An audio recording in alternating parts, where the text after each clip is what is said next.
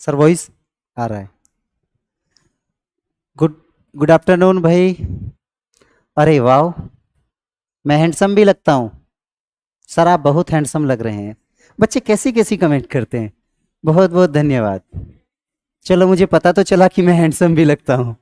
मैं तो अपने आप को पागल ही सोचता था। Good morning good morning. लेकिन जिन लोगों का ऑफलाइन है आप सबको ऑफलाइन आना चाहिए।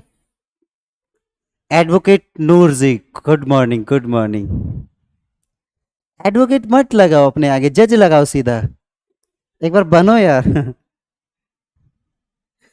आप लोग थोड़ा ध्यान दीजिए भैया ऑनलाइन में।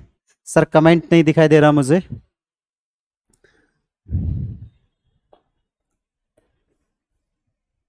अच्छा आप लोगों को समझ आ रहा है ना? Online please. आप लोग यदि सुन पा रहे हैं तो थोड़ा हाय हेलो कुछ लिख दीजिए। Good good. वॉइस क्लियर है? वॉइस क्लियर है? बहुत अच्छा, बहुत अच्छा। आयशा जी बहुत बहुत धन्यवाद। आशु जी, एवं जी, आप छुट्टी बहुत मार देती है ना, बहुत गलत काम है ये, ऐसे नहीं करना चाहिए। आप लोग ध्यान दो, ऑनलाइन ऑफलाइन सभी लोगों को मैं बता रहा हूं कि आपका इकोनॉमिक्स जो सब्जेक्ट है वो समाप्ति की ओर है। और मैं ऐसे नहीं कि समाप्त ऐसे ही कर दूंगा, बिना आपकी अनुमति के समाप्त नहीं होगा। आपके पास में इकोनॉमिक्स की कोई भी बुक हो, आपके पास इकोनॉमिक्स के कोई भी नोट्स हो, आप उन बुक्स और उन नोट्स से जो जो भी आपके क्वेश्चंस हैं, आप सभी पूरा क्वेश्चंस को लिखकर कहीं बुक से पढ़ रहे हैं तो उस बुक का एक फोटो खींचकर जो टेक्निकल टीम है आप टेक्निकल टीम को दे देना। आज ही दे देना शाम तक, मैं कल टेक्निकल टीम से ले लेता हूं और फिर जैसे नेक्स्ट मेरी क्लास होगी फिर वे सारे क्वेश्चंस जो भी होंगे, जो पर्चियां मेरे पास में आएंगी, क्योंकि मैं आपने कमेंट करके लिख दिया कि सर मेरा ये क्वेश्चंस है, तो वो इम्पॉसिबल है मुझे बताना, क्योंकि कमेंट में शायद नेक्स्ट टाइम बहुत कम पढ़ूंगा। आप लोगों के जो भी एक पर्ची के रूप में मेरे पास में क्वेश्चंस आएंगे, जैसे कोई पूछेगा सर प्लांट इकोनॉमी के बारे में कुछ बता दीजिए, कोई पूछेगा लैंड रिफॉर्म के बारे में बता दीजिए, कोई इंटरनेशनल ऑर्गेनाइजेशन पूछता है, कोई उनके अंदर की बातें पूछता है, तो आप एक पर्ची के रूप में जो जो भी आपके डाउट हैं, किसी का एक डाउट, दो, तीन, चार, जितने भी आपके डाउट हैं इकोनॉमिक्स के, वो सभी डाउट आप मुझे, सर इकोनॉमिक्स के नोट्स नहीं मिले हैं। ओ बेटा, इकोनॉमिक्स के नोट्स बन चुके हैं, आप टेक्निकल टीम से डिस्कस करो। जो पाहुजा लॉ एकेडमी की टेक्निकल टीम है, जो आपको कॉलिंग नंबर दिया गया होगा, वहां से आप बात करो। तो आपको जो भी मैंने बताया है, जो आपके क्वेश्चंस हैं, बेटा मेरे पास तक जिन लोगों की कॉपी आती है मैं उनकी कॉपी साथ के साथ चेक कर देता हूं। मैं कभी अपने काम में डिले नहीं करता हूं, मेरे काम में कभी देरी नहीं होगी। यदि आज आप मुझे कॉपी देते हैं तो आज ही आपकी कॉपी मैं चेक करके अपने पास रख लेता हूं। जैसे ही नेक्स्ट टाइम आता हूं तो मैं आपकी कॉपी लेकर आता हूं, और जो ऑफलाइन बच्चे होते हैं उन्हें नेक्स्ट टाइम दे देता हूं, जो ऑनलाइन होते हैं उनकी कॉपी अगले दिन ही, जो नेक्स्ट डे आता है, मैं टेक्निकल टीम को दे देता हूं। आप वहां से उन कॉपी के बारे में डिस्कस किया करो। आप थोड़ा इकोनॉमिक्स पढ़ी ही नहीं है तो डाउट भी नहीं। बेटा आप पढ़ोगे एडवोकेट नूर जी तो थोड़ा थोड़ा पढ़ो, जो मैंने आपको बताया है उनको करो। और बाकी इकोनॉमिक्स फिनिश होने का मतलब ये नहीं है कि इकोनॉमिक्स मैं छोड़ दूंगा आपका पीछा। जैसे ही फिर कोई बजट आएगा या सर्वे आएंगे या फिर आपका कोई एग्जाम नजदीक आएगा तो उस दौरान मैं आपसे 4-5 क्लासेस, जो टीम है टीम से बात करूंगा, 4-5 क्लासेस मैं आपकी लगवाऊंगा। भले चाहे टीम आपको मना भी करेगी तो भी मैं मतलब पूरा प्रयास करूंगा, और मुझे भरोसा है कि शायद मेरी बात को टाला नहीं जाएगा। मुझे खुद पे इतना भरोसा है, वो किसी भी स्तर से मुझे कराना हो, क्योंकि लालच ये नहीं है कि मुझे 4 घंटा पढ़ाना है तो मुझे पैसा कमाना है। लालच ये कि आपका मतलब 2-4 लोगों का सिलेक्शन होना जरूरी है, ताकि सब जगह मतलब डिफरेंट डिफरेंट डिपार्टमेंट में लोग बैठे हैं। एक यही डिपार्टमेंट मेरे से ऐसे बचा हुआ है कि यहाँ मैं फर्स्ट टाइम आया हूँ जुडिशरी को पढ़ाने, तो इस डिपार्टमेंट में भी जो यानी अपने जान पहचान वाले बैठे हैं, ये मेरा उद्देश्य है। बाकी काफी सारे एडवोकेट केशव पवार है, एडवोकेट मतलब एडवोकेट नहीं, जज केशव पवार है, एंड जज मैं बात कर रहा हूँ अजब सिंह है जो पटना सेशन कोर्ट में है। काफी मेरे मित्र हैं, लेकिन मैं चाहता हूं कि मित्रों के साथ साथ मतलब स्टूडेंट भी बने। तो आप लोगों के जो भी डाउट हैं उन डाउट को आज भी शेयर कर देना और कल भी शेयर कर देना और स्पेशल टेक्निकल टीम को भेज देना और उन्हें बता देना कि ये हमारी डाउट्स हैं और इस सर को आप दे देना, तो मैं उनसे कर ले लेता हूं। और जैसे नेक्स्ट टाइम आऊंगा, आपकी कोई टॉपिक की क्लास नहीं, क्योंकि कल तो टॉपिक्स की क्लास होगी, नेक्स्ट टाइम पूरा क्लास आपका डाउट का होगा। जो जो भी आपके डाउट होंगे वो सारे मैं डाउट क्लियर करूंगा। यहाँ ऐसे नहीं पढ़ाऊंगा कि कोई टीचर आया है और उसने आपको सिलेबस कंप्लीट किया है वो चला गया है, ये मेरा उद्देश्य नहीं है। वो सिलेबस कंप्लीट तब माना जाएगा तब आपके डाउट क्लियर हो जाएंगे, और फिर सारा डाउट आपके क्लियर कराने के बाद मैं प्रयास ये करूंगा कि जितना भी हो सकेगा आपको सारा रिवाइज एक बार मैं पुनः जरूर कराऊंगा। ये बात क्लियर है? आगे बढ़ते हैं। अब अपने टॉपिक की ओर चलते हैं। आपका नाम बताइए। अनुराग जी, आपकी कॉपी मेरे पास में है। नेक्स्ट टाइम जब मैं पास्ट में तब आया था तब भी मेरे पास थी, ठीक है? अभी है, मिल जाएगी क्लास के बाद। तो आप क्वेश्चंस पे ध्यान दो। ये क्वेश्चंस में आपको जो भूमि सुधार है इससे संबंधित आपने देखा होगा कि काफी क्वेश्चंस आया हुआ है, यानी भूमि सुधार। मैं भूमि सुधार की बात कर रहा हूं बेटा, यानी लैंड रिफॉर्म। जो ये लैंड रिफॉर्म है, जो भूमि सुधार है, आज भी भारत में भूमि सुधार की बहुत कमी है। ये टॉपिक है आपका, आप इसको साथ के साथ बेटा लिखते चलना। सर तो आज इकोनॉमी सिलेबस क्या है जुडिशरी में? ओके बेटा, आज तक आपको यही नहीं पता कि इकोनॉमिक सिलेबस क्या है जुडिशरी में। कोई बात नहीं बेटा, मैं आपको बता के चलूंगा। अच्छा, PLS, ओके, ध्यान दो टॉपिक्स। तो आप थोड़ा इधर की ओर ध्यान दें, आप कमेंट करना बंद करें। एडवोकेट नूर जी, आप सभी, तरुणा जी, तो आप लोग एक बार थोड़ा पढ़ने पे ध्यान दें। तो जो भूमि सुधार है, भूमि सुधार यानी लैंड रिफॉर्म, ये लैंड रिफॉर्म एक ऐसा टॉपिक है जो भारत की आजादी के बाद से ही चर्चाओं में रहा है। बेटा इसको बंद कर दो। लैंड रिफॉर्म एक ऐसा टॉपिक है जो आजादी के बाद ही चर्चाओं में रहा है, और आजादी के बाद चर्चाओं में रहने के पीछे इसका बहुत बड़ा कारण है। आपने देखा है कि भारत में कुछ लोग ऐसे हैं जिन पे कई सौ, किसके पास 100 एकड़, किसी के पास 200 एकड़, किसी के पास 300 एकड़, किसी के पास 1000 एकड़ या हेक्टेयर, किसी के पास 2000 hectare, 1000 hectare, 1500 hectare, 500 hectare, 100 hectare, यानी किसी के पास इतनी तादाद में जमीन है, इतनी अधिक जमीन है, और किसी के पास जमीन है नहीं बिल्कुल भी। तो भारत की जो भूमि है, अधिकतर भूमि बंजर पड़ी हुई है, और कुछ भूमि बंजर पड़ी हुई है, कुछ भूमि पथरीली है, और कुछ भूमि पहाड़ी एरिया में है, और जो कुछ भूमि है समतली मैदान में, उस भूमि पे यानी कुछ लोगों का आजादी से पहले से ही कब्जा चला आ रहा है। तो उन लोगों ने उस पर कब्जा किया हुआ है, और कब्जा करने के पश्चात उन्होंने जैसे रैयत बाड़ी, महाल बाड़ी, इस तरीके की उन्होंने वहां पर क्या चलाई गई हैं, यानी नीतियां, पॉलिसी चलाई हैं, और जिसके अनुसार पीढ़ी दर पीढ़ी लोग कर्ज में डूबते चले गए हैं और उनका सुधार नहीं हो पाया। तो मैं आपसे बात कर रहा हूं, ये क्वेश्चंस यूपीएससी में भी पूछा गया है कि भारत में कृषि उत्पादकता को बढ़ावा देने के लिए, भारत में कृषि उत्पादकता को बढ़ावा देने के लिए एवं गरीबी निवारण और सामाजिक न्याय को सुनिश्चित करने के लिए भूमि सुधार कहां तक आवश्यक है? ये बात समझ आ गई? तो एक टॉपिक बेटा हमारा भूमि सुधार है, और मैं भूमि सुधार की बात करूं तो एक फिगर से आपको समझना है, लैंड रिफॉर्म। LR का मतलब बेटा लैंड रिफॉर्म है। यदि आप भूमि में सुधार करोगे तो भूमि में सुधार जब होएगा आपका, सबसे पहले तो यही है जो आपकी कृषि उत्पादकता है। बेटा जब भूमि में सुधार होगा, भूमि में जो कार्बन की मात्रा है, जो भूमि में जिप्सम की मात्रा है, या यूरिया की मात्रा है, या भूमि के मिनरल्स जो हैं, उन सभी की मैं बात कर रहा हूं, यदि वो भूमि में पूरे होंगे तो भूमि में उत्पादकता बढ़ेगी। ये बात क्लियर है? जब लैंड रिफॉर्म होगा यानी भूमि में सुधार किया जाएगा तो उत्पादकता बढ़ेगी, और ऑब्वियसली बात है जैसे जैसे भूमि में उत्पादकता बढ़ेगी तो जो गरीबी है, मैं बात दोस्त गरीबी की कर रहा हूं, तो गरीबी का क्या होगा? निवारण। तो यहां से गरीबी का निवारण भी होगा, क्योंकि उत्पादकता बढ़ेगी, उत्पादकता बढ़ने के साथ साथ में चीजें सस्ती होंगी। जब चीजें सस्ती होंगी तो जो गांव के गरीब से गरीब लोग हैं उनके पास तक ये चीजें पहुंचेंगी। ये बात क्लियर हो गई। आगे चलते हैं। देखो बेटा, जब भूमि सुधार होता है, लैंड रिफॉर्म होता है, तो भूमि सुधार से क्या होगा, जो आपका शोषण है, शोषण दूर। यानी शोषण दूर का मतलब क्या है, यानी जो शोषण में कमी आएगी, अर्थात भूमि सुधार के माध्यम से शोषण में क्या आएगी, कमी। भूमि सुधार के माध्यम से शोषण को कम किया जा सकता है। क्लियर हो गया। आगे बढ़ो। तो ये तीन चीजें हैं। जब आपसे भूमि सुधार के ऊपर क्वेश्चंस एग्जाम में आए, भूमि सुधार से संबंधित कोई भी क्वेश्चंस आए, आपको ये डायमेंशन बनानी है, क्योंकि ये डायमेंशन आपको बताएगी।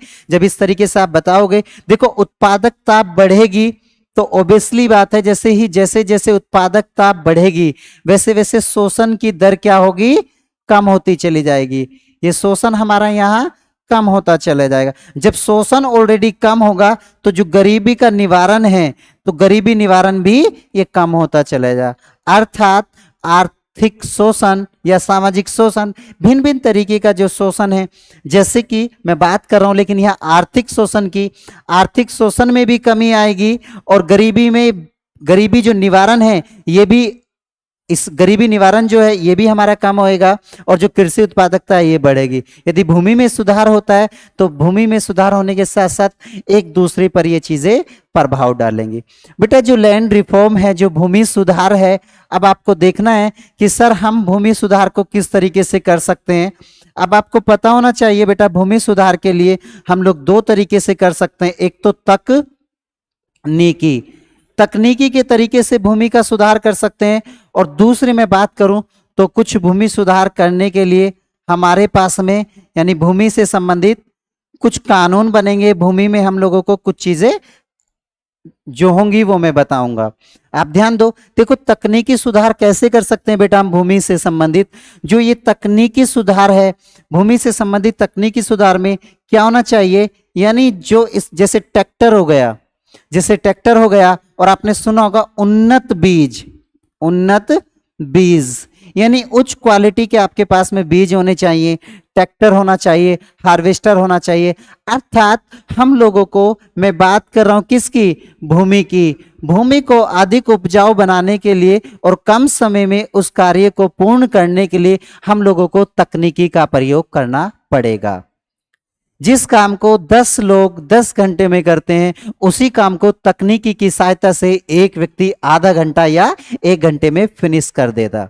क्लियर हो गया। तो हमें भूमि सुधार के लिए, यानी ट्रैक्टर्स, उन्नत बीज, हार्वेस्टर, अर्थात हमें तकनीकी का प्रयोग करना पड़ेगा। अब आप देख रहे होंगे, जो किसान फैमिली से लोग हैं, आपने देखा होगा कि खेतों में स्प्रे करने की भी मशीन आ गई है, गन्ना बोने की भी मशीन आ गई है, और खेतों में डाई, यूरिया, जिप्सम, इस तरीके के खाद डालने के भी, यानी जैसे ड्रोन्स होते हैं, ड्रोन्स के माध्यम से खाद डाला जा रहा है।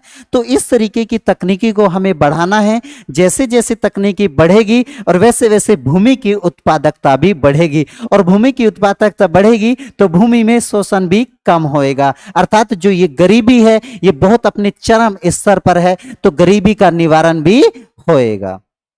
चीजें क्लियर होगी। तो जब बेटा हम भूमि सुधार करते हैं और तकनीकी के माध्यम से भूमि सुधार करते हैं, तो दिस इज कॉल्ड पूंजीवादी अर्थव्यवस्था। पूंजीवादी अर्थव्यवस्था। तो बेटा भूमि सुधार में ये क्या है, ये पूंजीवादी अर्थव्यवस्था को दर्शाता है, और भारत पूंजीवादी अर्थव्यवस्था को फॉलो नहीं करता। ये बात आपके समझ में आ गई, क्योंकि आपने देखा होगा कि अमेरिका, कनाडा, इस तरीके के देशों में जमीन बहुत ज्यादा है और उनके पास में लेबर बहुत कम है, तो वहां क्या करते हैं, तकनीकी का इस्तेमाल करते हैं। यानी कई कई सौ बीघा के फार्म होते हैं, कई कई सौ हेक्टेयर के फार्म होते हैं, और तकनीकी की सहायता से उन चीजों को बहुत जल्दी से हम लोग समाप्त कर लेते हैं, अपना कार्य पूर्ण कर लेते हैं। तो ये पूंजीवादी अर्थव्यवस्था जो अपनाते हैं देश, तो तकनीकी का अधिक तक सहारा वो लेते हैं। लेकिन भारत एक समाजवादी अर्थव्यवस्था को अपनाने वाला देश है। तो शोषण, भूमि में सुधार करना है, तो भूमि में सुधार के लिए यहाँ क्या होगा, यानी मैं बात कर रहा हूं शोषण को दूर। तो भूमि में सुधार के लिए हमको, जैसे भूमि में सुधार होगा तो शोषण दूर होगा। तो अब आप लोग यहां ध्यान दो बेटा कि देखो हम लोगों को तकनीकी सुधार की भी जरूरत है, अर्थात हमको भूमि सुधार की भी जरूरत है। तो दिस इज कॉल्ड, यदि हम भूमि में सुधार करना चाहते हैं, यदि हम यहाँ अपनी भूमि में जिप्सम डालते हैं, डाई डालते हैं, यूरिया डालते हैं, कुड़ी का खाद डालते हैं, नीम का खाद डालते हैं, अर्थात ये क्या है, ये हमारे ये उर्वरक हैं। यदि उर्वरक के माध्यम से हम भूमि में सुधार करते हैं तो दिस इज कॉल्ड समाजवादी अर्थव्यवस्था, समाजवादी अर्थव्यवस्था। तो भारत एक समाजवादी अर्थव्यवस्था वाला देश है, लेकिन आपको कभी इसके पक्ष में नहीं जाना है, आपको कभी इसके पक्ष में नहीं जाना है। तो जाना क्या है, आप लोगों को दोनों को बैलेंस बना के चलना है। जैसे कि मैं बता रहा हूं, आपके एग्जाम में क्वेश्चन आया है कि भारत में कृषि उत्पादकता, सपोज दैट भारत में कृषि उत्पादकता को बढ़ावा देने, कोमा गरीबी निवारण और सामाजिक न्याय को सुनिश्चित करने के लिए भूमि सुधार कहां तक प्रासंगिक है। माना ये क्वेश्चन है तो आपको लिखना कैसा है, आपको लिखना कैसे है बेटा कि भारत में भूमि सुधार अर्थात कृषि उत्पादकता को बढ़ावा देने के लिए तकनीकी एवं भूमि सुधारक दोनों की ही आवश्यकता है, परंतु तकनीकी सुधारों को की अपेक्षा भूमि सुधार अधिक प्रासंगिक हैं, अधिक महत्वपूर्ण हैं, अधिक निर्णायक हैं। तो आपको दोनों बताना है कि दोनों की आवश्यकता है, परंतु जो समाजवादी अर्थव्यवस्था है ये जरूरी है, दोनों ही आवश्यक हैं, परंतु जो भूमि सुधार के लिए हमें क्या होना चाहिए, उर्वरकों का सहारा लेना चाहिए, ना कि हमको किसका लेना चाहिए, इनका लेना चाहिए। अर्थात हम लोगों को सेपरेट इसके पक्ष में भी नहीं जाना बेटा, सेपरेट इसके पक्ष में भी नहीं जाना, हम लोगों को दोनों के पक्ष में जाना है। ये बात बिल्कुल क्लियर है। इससे आगे बढ़ूं, इससे आगे बढ़ने के लिए मैं भारत के कुछ डेटा की बात करता हूं कि भारत में गरीबी को, ये वाली चीजें आपके यदि क्लियर है तो इससे आगे मैं बढ़ रहा हूं, आप लोग ध्यान दीजिए। यदि ये चीज क्लियर, तो मैं बता रहा हूं कि भारत में गरीबी को दूर करने के लिए इन बातों के अलावा, आप लोग ध्यान दो गौर से, भारत में गरीबी को दूर करने के लिए इन बातों के अलावा, किन बातों के अलावा, एक तो है तकनीकी सुधार, ये बात समझ में आ गया, एक है हमारा भूमि सुधार, हमें तकनीकी में भी सुधार करना है बेटा, भूमि में भी सुधार करना है। तो भारत में मैं बात कर रहा हूं कि भूमि सुधार के लिए इन बातों के अलावा, ये बात आपके समझ में आ गई कि भूमि सुधार और तकनीकी सुधार के अलावा हमको बेटा अन्य बातों पे भी ध्यान देना है। अन्य वो कौन सी बातें हैं जिन्हें हमें ध्यान देना। आपको यदि एग्जाम में क्वेश्चन आता है तो वहां पे भी ऐसे लिखना, भारत में भूमि सुधार के लिए तकनीकी एवं भूमि सुधार दोनों ही आवश्यक हैं, परंतु भूमि सुधारकों की अधिक प्रासंगिकता है। भारत में गरीबी को दूर करने के लिए, यदि आपको गरीबी का निवारण करना है, भारत में गरीबी को दूर करने के लिए इन सुधारों के अलावा आपको अन्य बातों पर भी ध्यान देना है। अन्य बातों पे बेटा कैसे ध्यान देना, सपोज दैट मैंने अभी बताया है बेटा कि किसी व्यक्ति के पास में 100 हेक्टेयर जमीन है और किसी व्यक्ति के पास में 50 हेक्टेयर जमीन है और किसी व्यक्ति के पास में जमीन नहीं है। अर्थात बेटा भारत में एक रिपोर्ट है, मैं बात कर रहा हूं SECC, बेटा ऑनलाइन आप लोग गेहूं धान काटने की भी बेटा सभी की मैं बात कर रहा हूं, एडवोकेट नूर जी आप ध्यान दो बेटा, SECC इसकी रिपोर्ट के अनुसार भारत में 56% अर्थात 56% किसान, मतलब जो लोग हैं, जो पीपल्स हैं भारत के, वो क्या हैं, वो भूमिहीन हैं, अर्थात उन लोगों के पास में बेटा भूमि नहीं है। तो भूमि, कोई क्वेश्चंस बेटा, हाँ बोलो।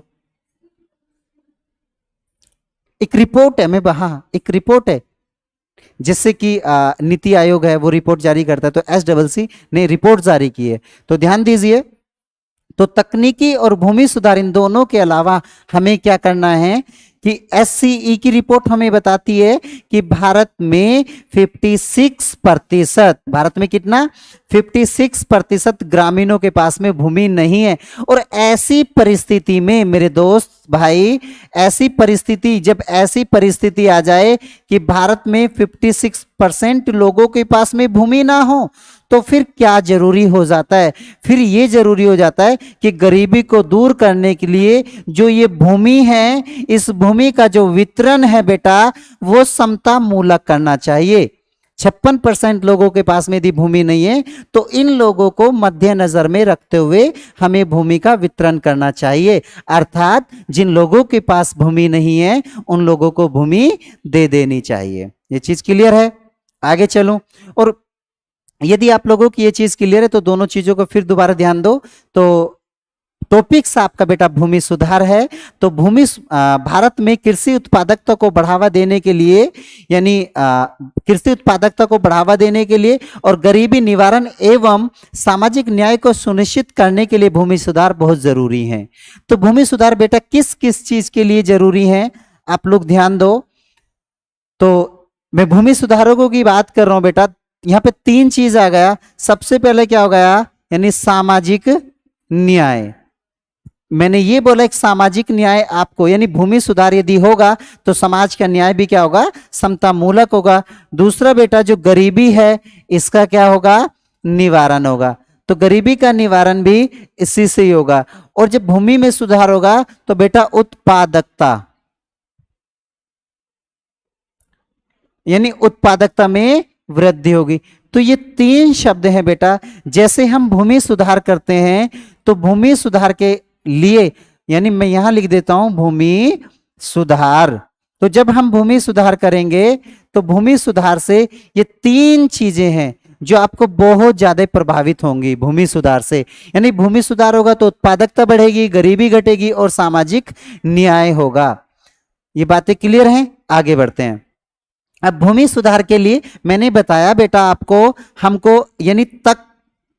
हमको क्या चाहिए, तकनीकी सुधार भी चाहिए और हमको यानी भूमि सुधार भी चाहिए। कृषि की उत्पादकता बढ़ानी है तो कृषि की उत्पादकता को बढ़ाने के लिए हमारे पास भूमि सुधार भी होना चाहिए, तकनीकी सुधार भी होना चाहिए। दोनों की हमको जरूरत है। बट बेटा ये जो भूमि सुधार है ये अधिक प्रासंगिक है क्योंकि भारत एक समाजवादी अर्थव्यवस्था वाला देश है। और एक रिपोर्ट भारत में गरीबी का निवारण के लिए मैं बात कर रहा हूं, उसके लिए भूमि से संबंधित एक रिपोर्ट आई है जिसने कहा है कि भारत में 56%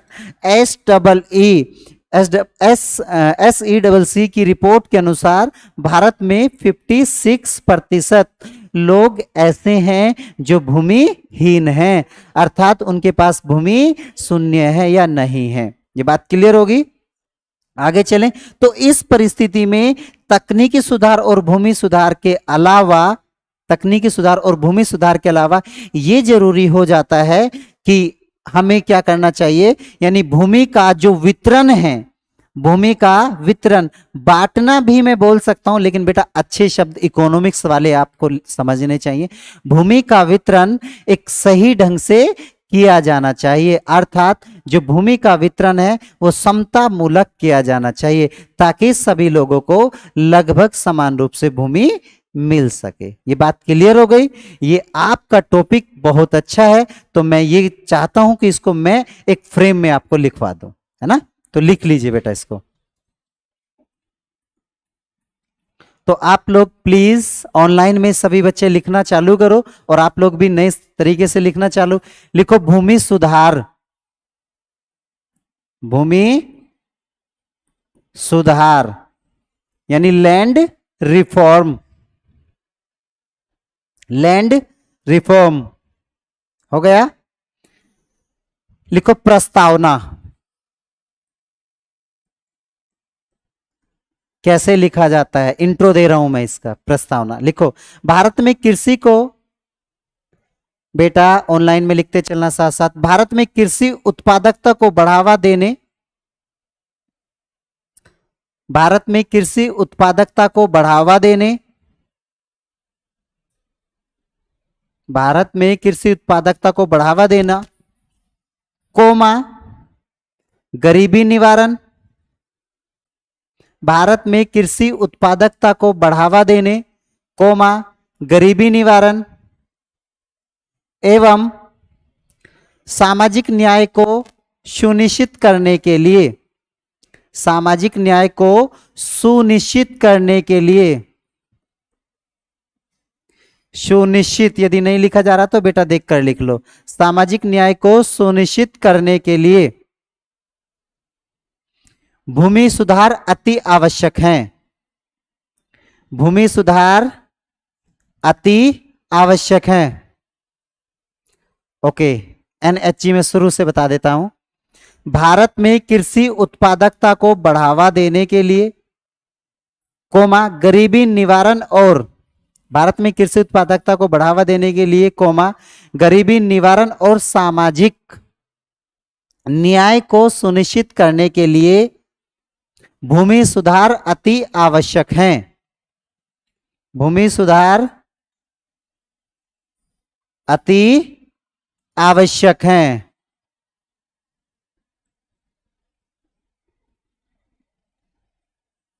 लैंड रिफॉर्म, भूमि सुधार अति आवश्यक है। उसके नीचे बेटा ये चित्र बना लो।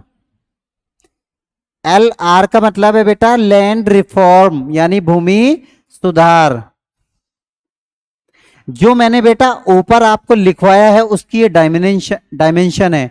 देखो भूमि में सुधार होगा तो उत्पादकता बढ़ेगी और उत्पादक के साथ यहां हमारा जो गरीबी है, गरीबी का क्या होगा, उन्मूलन, उन्मूलन या गरीबी निवारण होगा। और यहां उत्पादकता बढ़ेगी, गरीबी निवारण होगा और जो हमारा सामाजिक शोषण जो हो रहा है यहां से शोषण में क्या आएगी, कमी, शोषण दूर अर्थात शोषण में गिरावट। ये चीज क्लियर हो गई, क्लियर है। आगे लिखो बेटा, नेक्स्ट लाइन से लिखो, एक लाइन छोड़ के नीचे लिखो, भारत में कृषि को बढ़ावा देने के लिए, भारत में कृषि को बढ़ावा देने के लिए, भारत में कृषि को बढ़ावा देने के लिए, भारत में कृषि उत्पादकता, भारत में कृषि उत्पादकता को बढ़ावा देने के लिए, एक बार फिर दोबारा से, भारत में कृषि उत्पादकता को बढ़ावा देने के लिए, भारत में कृषि, सर थोड़ा शुरू से बता दीजिए, भारत में कृषि उत्पादकता को बढ़ावा देने के लिए केवल तकनीकी के सुधारों से काम नहीं चलेगा, केवल तकनीकी सुधारों से काम नहीं चलेगा, केवल तकनीकी सुधारों से काम नहीं चलेगा, बल्कि तकनीकी सुधारों के साथ साथ हमें, बल्कि तकनीकी सुधारों के साथ साथ हमें भूमि सुधार पर ध्यान देने की जरूरत है, बल्कि तकनीकी सुधारों के साथ साथ हमें भूमि सुधार पर ध्यान देने की जरूरत है। हो गया। अब बेटा इस तरीके से ये एक फिगर बना दो, नीचे इधर लिखो तकनीकी सुधार,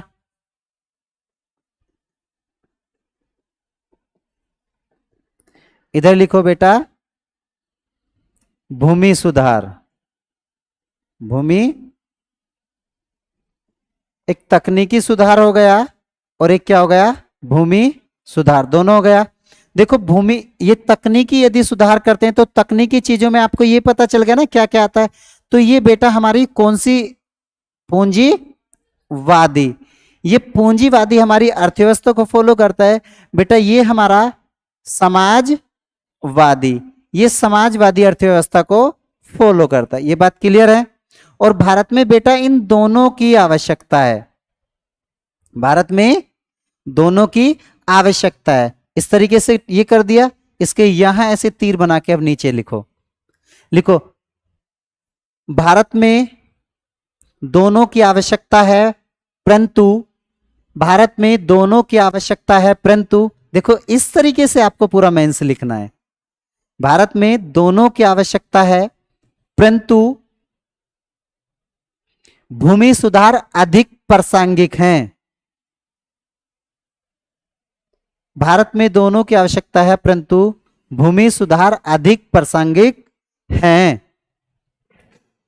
भूमि सुधार अधिक प्रासंगिक, यदि प्रासंगिक नहीं लिखा जा रहा तो बेटा लिख लीजिए, भूमि सुधार अधिक प्रासंगिक है। हो गया।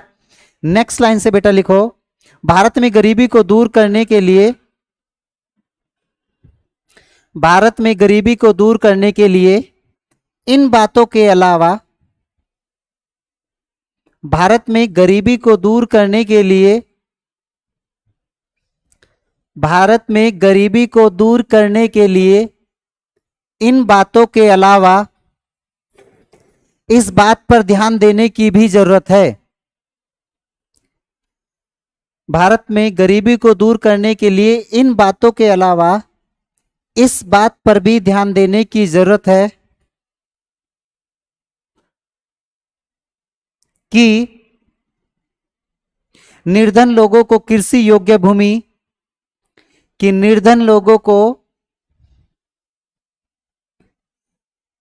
रिपीट बेटा दोबारा लिखो आयशा जी, रिपीट। भारत में गरीबी को दूर करने के लिए, भारत में गरीबी को दूर करने के लिए इन बातों के अलावा इस बात पर भी ध्यान देने की जरूरत है। भारत में गरीबी को दूर करने के लिए इन बातों के अलावा इस बात पर भी ध्यान देने की जरूरत है कि निर्धन लोगों को, कि निर्धन लोगों को कृषि योग्य भूमि, निर्धन लोगों को कृषि योग्य भूमि का उचित वितरण हो, उचित वितरण हो। हुआ इसी लाइन में SECC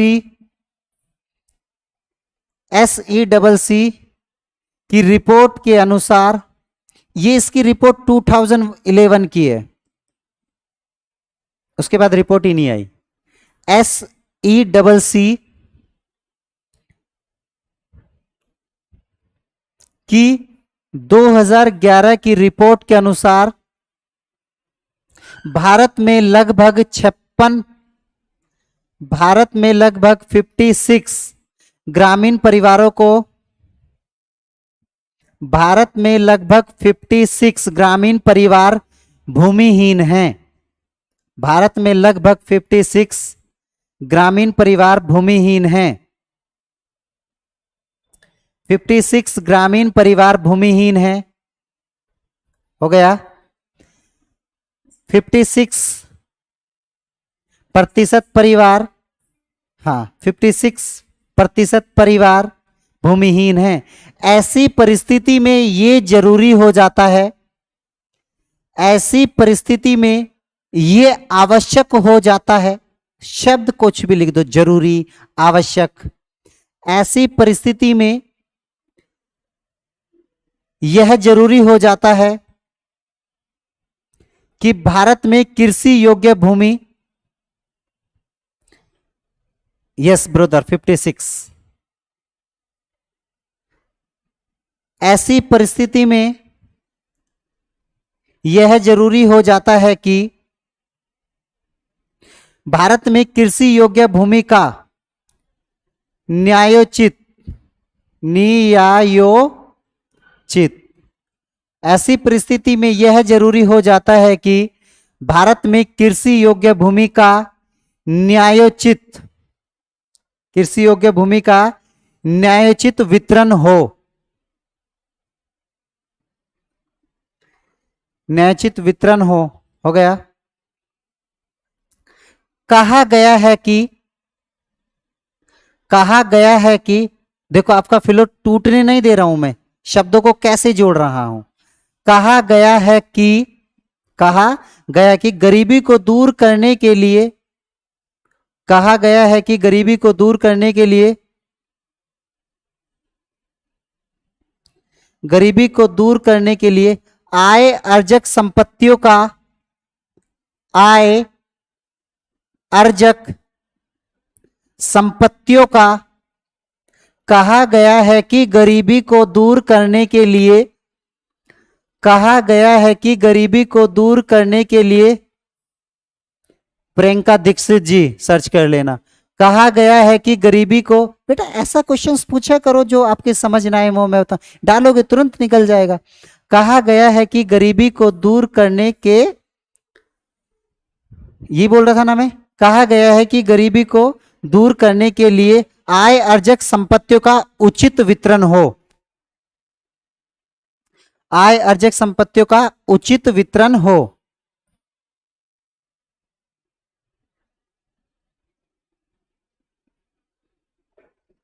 आय अर्जक संपत्तियों का उचित वितरण हो। आय अर्जक संपत्तियों में, नेक्स्ट, आय अर्जक संपत्तियों में, आय अर्जक संपत्तियों में ग्रामीण प्रदेशों में भूमि, आय अर्जक संपत्तियों में ग्रामीण प्रदेशों में भूमि सर्वाधिक है। आय अर्जक संपत्तियों में ग्रामीण प्रदेशों में भूमि सर्वाधिक है। हो गया बेटा। यहां अब आपको यह पता चला कि भूमि सुधार के लिए हम लोगों को तकनीकी, एक बार थोड़ा सा मैं आपको रिपीट कर देता हूं, हमें बेटा भूमि सुधार के लिए तकनीकी सुधारों की आवश्यकता है, साथ साथ कृषि की उत्पादकता को बढ़ाने के लिए हमें अपनी लैंड में भी सुधार की जरूरत है, और इन दोनों को हमें साथ साथ लेकर चलना है। यदि हम अपनी कृषि को सुधारने की ही बात करें, यानी जो भूमि को सुधारने की बात करें, तो फिर भी हम जो देश हमसे आगे हैं उनके साथ नहीं चल पाएंगे। और यदि तकनीकी ही सुधारों की बात करें तो भारत एक समाजवादी अर्थव्यवस्था वाला देश है, तो गरीबी और बढ़ती चली जाएगी। तो इसलिए भारत में कृषि भूमि सुधार के लिए तकनीकी सुधार और भूमि सुधार जो है ये दोनों ही जरूरी हैं, आवश्यक हैं। लेकिन अधिक प्रासंगिक कौन है गरीबी को निवारण करने के लिए? भूमि सुधार। क्लियर हो गया? देखो भूमि सुधार हमारा आजादी के बाद से ही समस्या बना हुआ है, और भूमि सुधार से में भारत में भूमि सुधारों की जो विषय वस्तु है, जो एक थीम है, जो विषय वस्तु है, भूमि सुधारों की जो विषय वस्तु है, वो 3 शब्दों को लेकर बड़ा ही गरमाई हुई थी। जैसे ही हम आजाद हुए, आपने देखा होगा, एक है लगान का नियम। लगान का नियम बेटा साथ के साथ ये लिखते चलना आप लोग, साथ के साथ।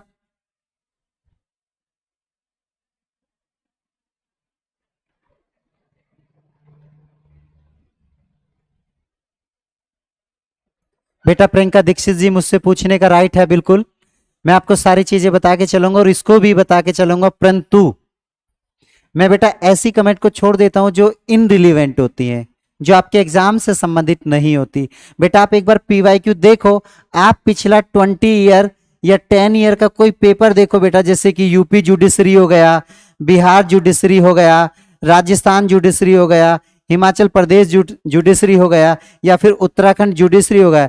बेटा इन सभी पेपर की प्रैक्टिस करने के बाद और इन सभी पेपर्स को अच्छे से देखने के बाद तब मैं मैदान में आया हूं कि मैं जुडिशरी में अच्छा कुछ कर सकता हूं। इसीलिए वही चीज प्रियंका जी बताता हूं मैं आपको जो आपके रिलेवेंट हैं, वरना बेटा इकोनॉमिक्स एक 6 महीने कंटिन्यू चलने वाला टॉपिक है, एक वीकली 2 क्लास नहीं बेटा, कंटिन्यू 6 महीने चलता है, 2-2 ढाई घंटे की क्लासेस होती हैं, मंडे टू सैटरडे, तब इकोनॉमिक्स कंप्लीट होता है मेरी बहन। आप उन चीजों को समझो जो आपके एग्जाम में आए, और आपको यदि पढ़ के पढ़ाना है, बहुत अच्छा कुछ करना है, तो I am always support you. चलो ध्यान दो। तो मैं बात कर रहा हूं कि विषय वस्तु जो भूमि सुधारों से संबंधित, साथ के साथ लिखते चलना। तो भूमि सुधारों से संबंधित भारत में क्या हुआ कि एक लगान से संबंधित नियम आया। एक बार आप लोग ध्यान दो, मैं बात कर रहा हूं भूमि सुधार। भूमि सुधार से संबंधित सबसे पहले मैं 3 आपको नीति की बात कर रहा हूं, लगान हम बाद में थोड़ा लेकर चलेंगे। भूमि सुधार से संबंधित सबसे बड़ी समस्या क्या थी? एक तब बिचौलिया, बिचौलियों, इन बिचौलियों की बेटा बड़ी आफत होती है। ये बिचौलिए जहां घुस जाते हैं वहां नाश ही करते हैं। यदि बिचौलिए का देखो होता कैसे था, सपोज दैट फर्स्ट पर्सन ये है बेटा, आप ध्यान दो, इसकी जमीन है बेटा, और एक व्यक्ति ये है, ये बेटा इसकी जमीन को एक पट्टे पर लेना चाहता है, यानी बटाईदार, बटाईदार इसकी जमीन को 2 साल के लिए या 3 साल के लिए या 5 साल के लिए बेटा ये व्यक्ति लेना चाहता है। ये कौन है? मालिक। ये बात समझ में आ गया? बात समझ में आ गया? ये बेटा मालिक है और ये जमीन लेने वाला है, तो ये डायरेक्ट मालिक से जमीन नहीं लेगा, मालिक डायरेक्ट इसे जमीन नहीं देगा। जैसे आपने मुखर्जी नगर में देखा होगा कि यदि आप रूम लेने जाते हो तो आपको मालिक का पता ही नहीं होता, इस बीच में ये बिचौलिए आते हैं जिनको बेटा कहा जाता है लैंड लॉर्ड। इनको जो कहा जाता है, यदि मैं शुद्ध हिंदी शब्द की बात करूं तो ये क्या होते हैं? दलाल। इनको बेटा दलाल यानी ब्रोकर कहते हैं। ये चीज क्लियर हो गई? तो ब्रोकर्स को शुद्ध हिंदी में दलाल कहा जाता है। तो ये दलाल जो बिचौलिया हैं ये वही दलाल थे। यदि आप मुखर्जी नगर के आसपास रह रहे हैं या कहीं भी रेंट पे रह रहे हैं, मुखर्जी नगर, लक्ष्मी नगर, करोल बाग, ओल्ड राजेंद्र नगर, तो इस जगह में ये सारी जो जगह मैंने बोली है, यहां बिना दलाल की सहायता से आप कोई रूम नहीं ले सकते। तो देखा होगा आपने, यदि आपका रूम का रेंट बेटा 10,000 रुपए है तो पहले महीने में आपको 20 से 30,000 रुपए देने होते हैं। 20 तो मस्ट हैं, देने ही देने हैं। 1 महीने का एडवांस और उसके साथ हाफ कमीशन और बेटा हाफ सिक्योरिटी। बेटा कुछ जगह ऐसी हैं 1 महीने का एडवांस और 20 दिन का कमीशन और 20 दिन की सिक्योरिटी, तो बन गया बेटा 25,000। कुछ जगह बेटा ऐसी हैं जैसे ओल्ड राजेंद्र नगर, 1 महीने का एडवांस, 1 महीने की सिक्योरिटी और 1 महीने का कमीशन। तो ये बेटा क्या होते हैं? दलाल होते हैं। ऐसे दलाल भारत में बहुत पहले से ही चले आ रहे हैं और इंग्लिश में इनको कहा जाता है ब्रोकर, ताकि गलत भी ना लगे। दलाल कहोगे तो वो चिढ़ जाएगा, सीरियसली बात है। दलाल आप कहोगे कि दलाल कहां है, हमें रूम लेना है, तो चिढ़ जाएगा। आप उससे कहोगे कि ब्रोकर से मिलना, तो कहेगा कि हाँ बताइए क्या काम है, लेकिन उसे शायद ये नहीं पता कि ब्रोकर को ही दलाल बोलते हैं।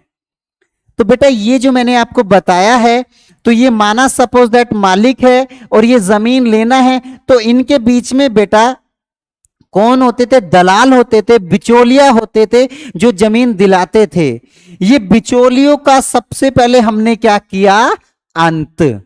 जैसे बेटा देश हमारा आजाद हुआ, देश आजाद होने पर मैं बात कर रहा हूं,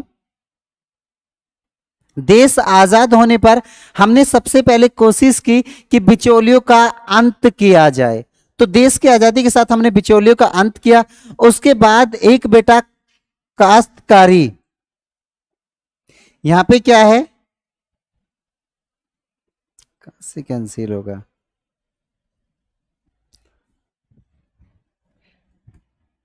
नेक्स्ट पेज पे ध्यान दो, मैं बात कर रहा हूं, यहां पे 3 चीजें थी बेटा। सबसे फर्स्ट में क्या किया हमने? यानी बिचौलियों का अंत किया। ये चीजें क्लियर आपने लिख लिया होगा।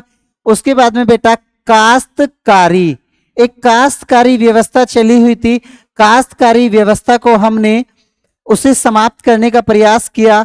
और जो कृषि की भूमि है हमारी बेटा, कृषि की भूमि, इसका हमने किया यानी पुनः संगठन, यानी इसको पुनः हमने क्या किया? संगठित करने की कोशिश की। ये 3 हमने, जैसे हमारा देश आजाद होता है, हमने इन 3 चीजों पर काम करने का प्रयास किया।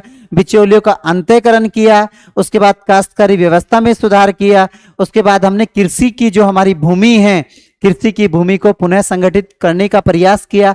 आपने बेटा देखा होगा कृषि की भूमि को संगठित करने के लिए आपने एक हदबंदी का नाम सुना होगा, आपने बेटा एक चकबंदी का नाम सुना होगा। तो हदबंदी और चकबंदी जैसी व्यवस्थाएं लाई गई और हदबंदी और चकबंदी जैसी व्यवस्थाओं से कृषि को पुनः संगठित किया गया। परंतु ये हदबंदी और चकबंदी व्यवस्था जो है ये संपूर्ण भारत में लागू नहीं हुई और इसी कारण बिहार जैसे राज्य में आज भी भूमि की बहुत समस्या बनी हुई है। साउथ इंडिया के कुछ राज्यों में आज भी भूमि की बहुत समस्या बनी हुई है, क्योंकि बेटा आपको पता है कि भारत में यदि कोई भी पॉलिसी बनाई जाती है, कोई भी नीति बनाई जाती है, तो भारत में जुगाड़ के दम पर उस पॉलिसी को काट करने का नियम बना लेते हैं। यदि किसी व्यक्ति के पास में कृषि की भूमि अधिक है तो यहां पे क्या किया, कृषि का पुनः संगठन करने के लिए समता मूलक कृषि का कार्य किया, उसको वितरण करने की कोशिश की। भूमिहीन किसानों को भूमि, यानी मेरे पास 100 बीघे तो मेरी 20 बीघा लेकर, मेरी 20 बीघा लेकर जिसके पास भूमि नहीं उसे दे दी। तो यहां इससे बचने के लिए कि मैं अपनी भूमि का मालिक बना रहूं, आफ्टर आजादी लोगों ने बेटा यह एक काम किया कि जब ये चकबंदी, हदबंदी और भूमि वितरण की प्रणाली लागू हुई तो यहां पर लोगों ने एक बीच का रास्ता निकाल लिया कि अपनी जमीन में अमरूद का, आम का, केले का, इस तरीके के बाग लगा दिए ताकि सरकार उनकी जमीन को कब्जा ना कर सके। क्योंकि यदि किसी भूमि में क्या लगा हुआ है, यदि किसी भूमि में बागवानी है, किसी भूमि में बाग लगा है, वो बाग आम का हो सकता है, लीची का हो सकता है और अमरूद का हो सकता है या फिर जामुन का हो सकता है, यानी डिफरेंट डिफरेंट तरीके के जो बागवानियां होती हैं। जैसे जहां जिस क्षेत्र में आम होता है उन लोगों ने आम का पौधा लगा दिया, जिन क्षेत्रों में लीची होती है लीची का पौधा लगा दिया, जिन क्षेत्रों में नारियल होता है नारियल का पौधा लगा दिया, जिन क्षेत्रों में अमरूद होता है अमरूद का पौधा लगा दिया। तो ये किस लिए लगाया, ताकि भूमि का स्वामित्व हमारा ही बना रहे, हमसे भूमि छीनी ना जाए। क्योंकि भारत में पॉलिसी को बनने से पहले भारत की जनता उस पॉलिसी को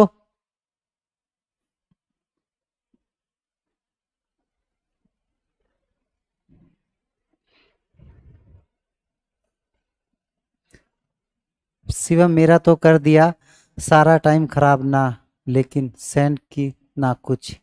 शिवम जी आप क्या मतलब समझ नहीं पा रहा हूं मैं, आप क्या बोलना चाह रहे हैं? सर ये क्लास कितने टाइम से चल रही है बेटा आपको? अच्छा ये सब क्लास कितने टाइम से चल रही है? ये बेटा 12-15 से चल रही है। आपको शेड्यूल नहीं मिला था क्या बेटा? ये 12-15 से चल रही है।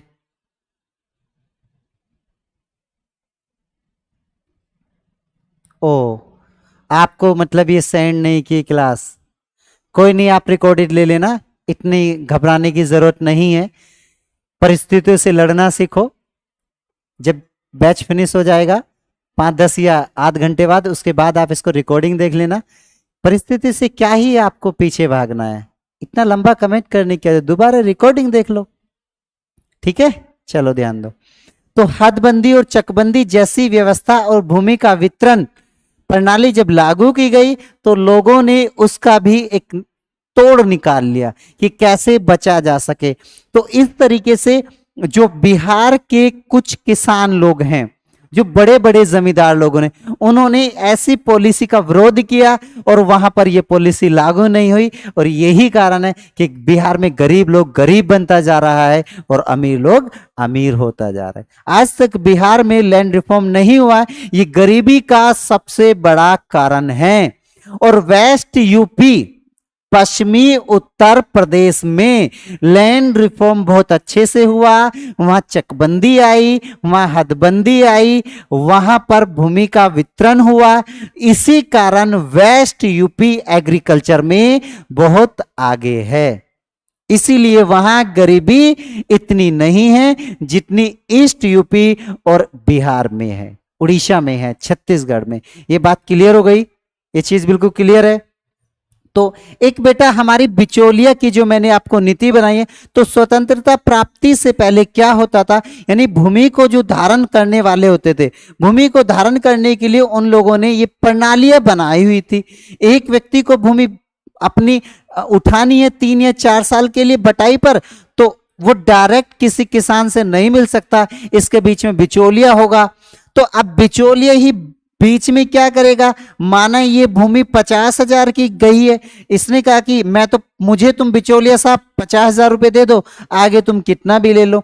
इन बिचौलियों ने यानी दर इतनी बढ़ा दी कि 50 उसको दे रहे हैं, यहां से 1,00,000 ले रहे हैं, पता चल रहा है कि 50,000 रुपए अपनी जेब में रख रहे हैं। तो इस तरीके से कि किसान कर्ज लेकर जमींदारों से अपनी फसल बोता था और उसकी फसल में उतनी भी पैदावारी नहीं हो पा रही थी कि जितना वो इसे दे सके, तो किसान कर्ज में डूबता चला गया। अर्थात आपने चक्रवर्ती ब्याज का नाम सुना होगा, जैसे चक्रवर्ती ब्याज होता है वैसे ही यानी कि मैं यदि किसान हूं तो मैं कर्ज में डूबा हुआ हूं, मेरा जो बच्चा है वो पैदा होने से पहले ही उस पे कर्ज आ गया है, उसका जो बच्चा है पैदा होने से पहले ही उस पे कर्ज आ गया है, अर्थात पीढ़ी दर पीढ़ी कर्ज में डूबते चले गए। इस वजह से ही भारत में जो निर्धनता है वो अपने चरम स्तर को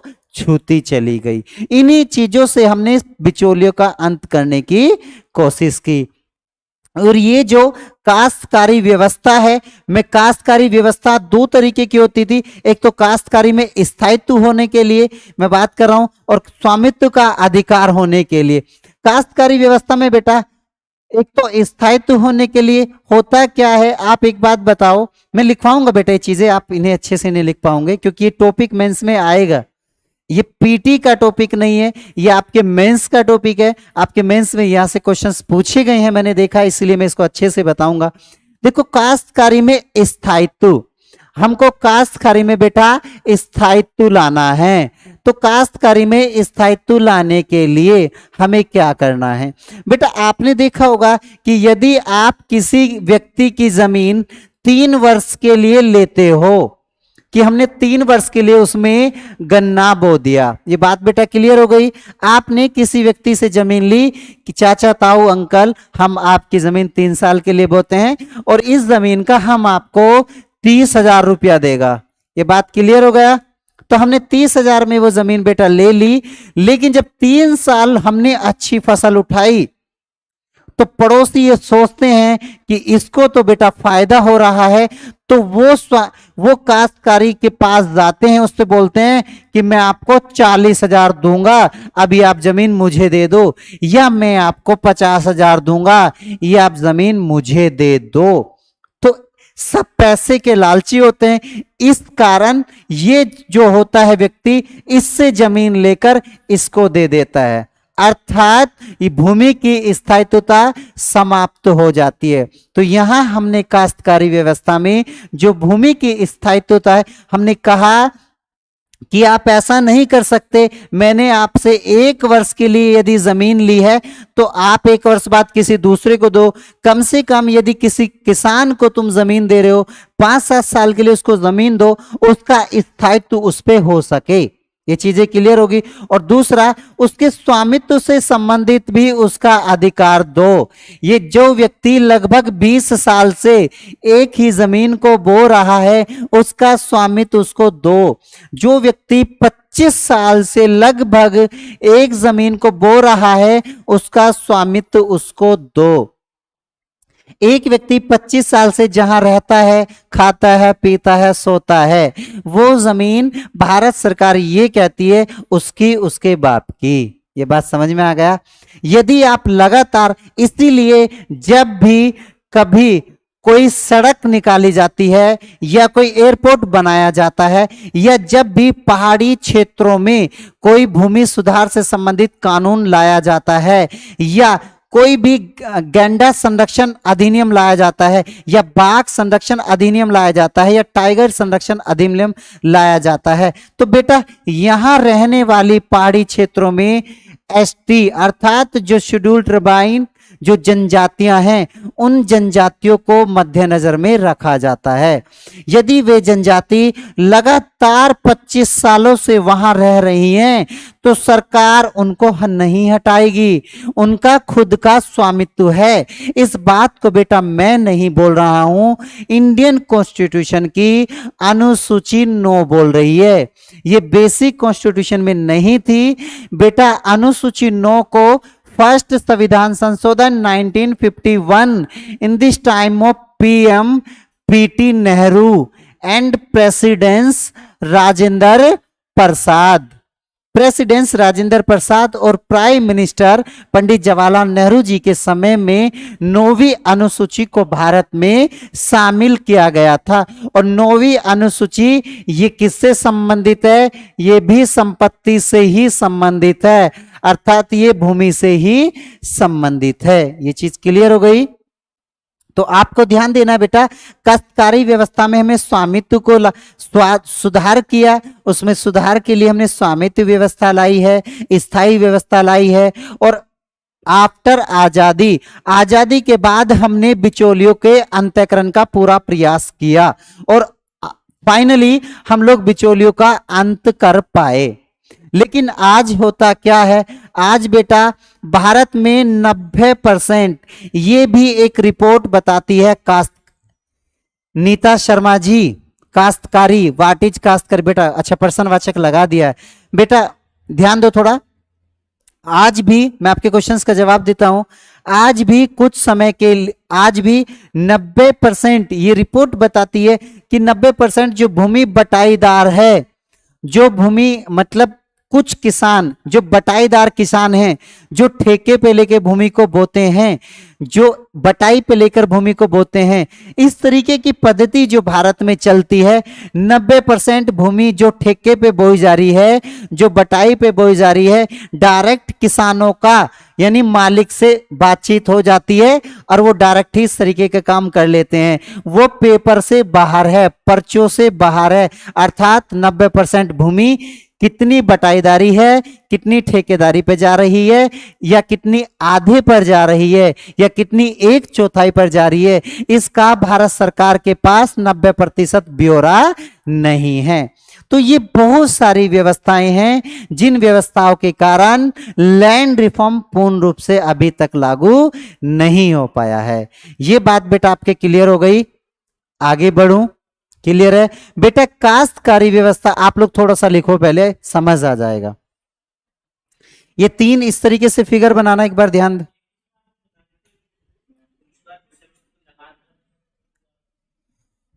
ये जो काश्तकारी व्यवस्था है, काश्तकारी व्यवस्था में जो लगान है, पहले क्या होता था, लगान की दरें बहुत ऊंची थी। लगान की दरें ऊंची होने के कारण किसान जो था वो कर्ज में डूबता जा रहा था, तो लगान का नियमन करना था। चीज क्लियर हुई? तो आप लिखो बेटा, इस तरीके से बनाओ, लिखो, यहां लिखो भारत में भूमि सुधारों की विषय वस्तु। सबसे ऊपर लिखो भारत में भूमि सुधारों की विषय वस्तु, लैंड रिफॉर्म। भारत में भूमि सुधारों की विषय वस्तु। फर्स्ट में लिखो बेटा बिचौलियों का अंतःकरण, बिचौलियों का अंत। सेकंड में लिखो बेटा काश्तकारी। ये चीज क्लियर हो गया बेटा? साथ के साथ लिखते चलना। और थर्ड में बेटा आपको क्या लिखना? कृषि का पुनर्गठन। हमको कृषि का क्या करना है? पुनर्गठन करना है। बेटा काश्तकारी में यहां 3 चीजें लिख देना। लगान का नियमन, साथ के साथ लिखते चलना बेटा, लगान का नियमन और काश्तकारी। काश्तकारी में स्थायित्व और क्या है? काश्तकारी में बेटा स्वामित्व। काश्तकारी में स्थायित्व, काश्तकारी में स्वामित्व और लगान का नियमन। और यहां पे बेटा लिख देना हदबंदी, चकबंदी। इनको मैं ज्यादा डिटेल में नहीं बता रहा हूं क्योंकि आपका एक नॉर्मली ही आएगा।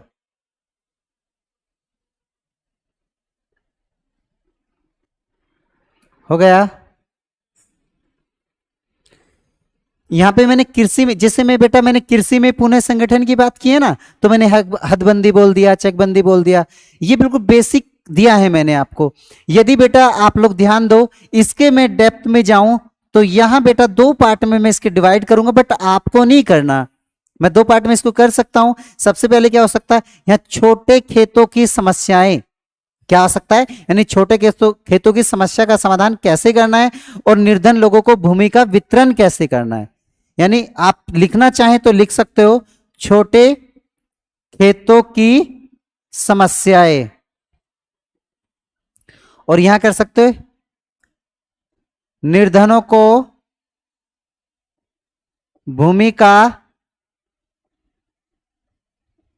वितरण, छोटे खेतों की समस्याएं और निर्धनों को भूमि का वितरण।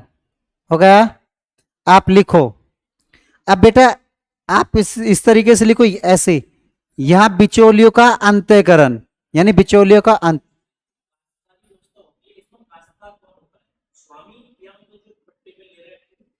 इसमें काश्तकार स्वामी होता था, लेकिन पट्टे पे जो ले रहा है उसको बनाने के लिए हमने काश्तकारी में स्थायित्व लाए हैं, यानी उसको स्थायित्व मिल सके।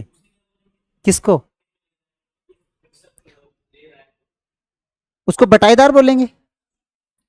लिखो बिचौलियों का अंत। हो गया, इसके आगे लिखो स्वतंत्रता प्राप्ति से पहले, स्वतंत्रता प्राप्ति से पहले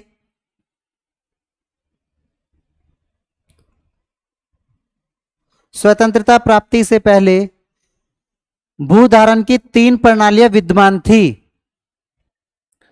स्वतंत्रता प्राप्ति से पहले भूधारण की, स्वतंत्रता प्राप्ति से पहले, रिपीट करना है बेटा, स्वतंत्र का लिखो बिचौलियों का अंत, उसके आगे लिखो स्वतंत्रता प्राप्ति से पहले भूधारण की 3 प्रणाली विद्यमान थी।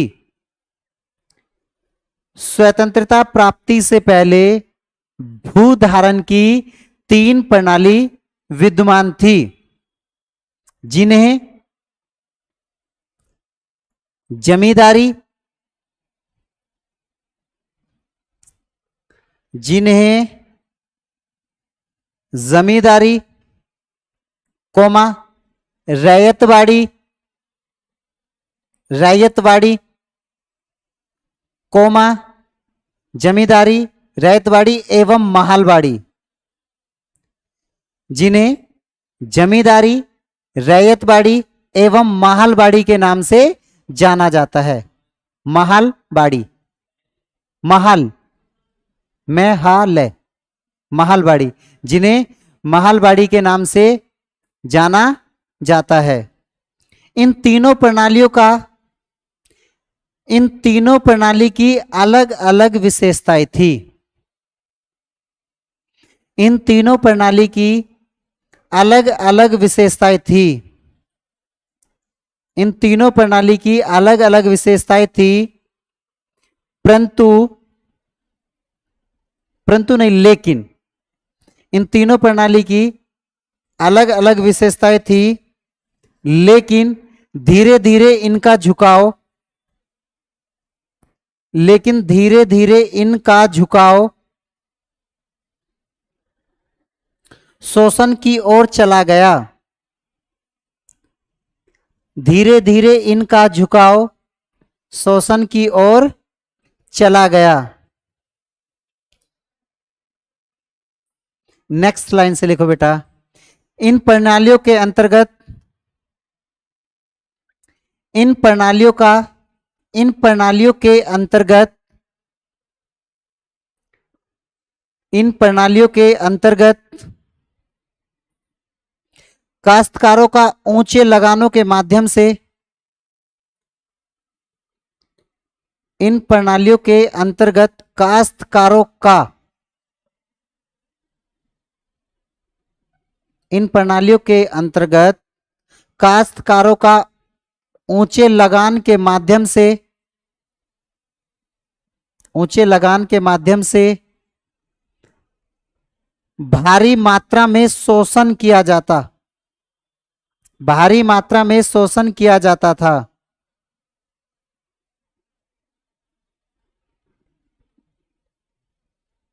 भारी मात्रा में शोषण किया जाता था। आगे लिखो, इसी लाइन के आगे लिखना है। जमींदार आदि लगानों के अलावा, जमींदार आदि लगानों के अलावा, या ये लिख सकते हो कि जमींदार लगानों के अलावा अन्य प्रकार का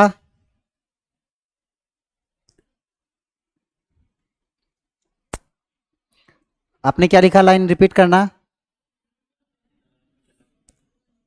जमींदार आदि लगानों के अलावा अन्य प्रकार से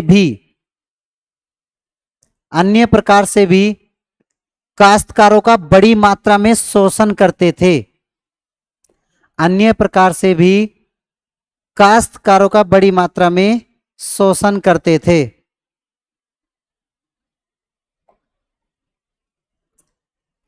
नीचे एक शब्द, एक लाइन बेटा नोट बना के लिख देना।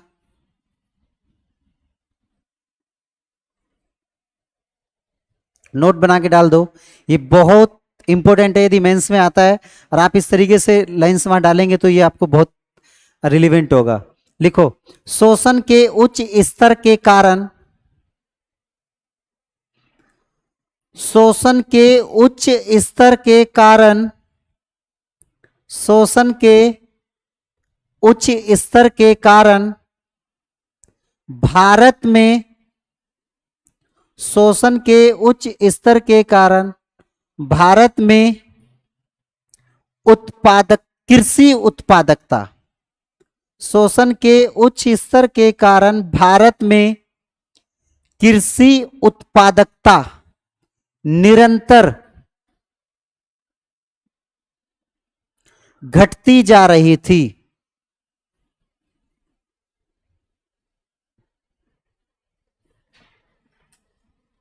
निरंतर घटती जा रही थी। नेक्स्ट लाइन से लिखो,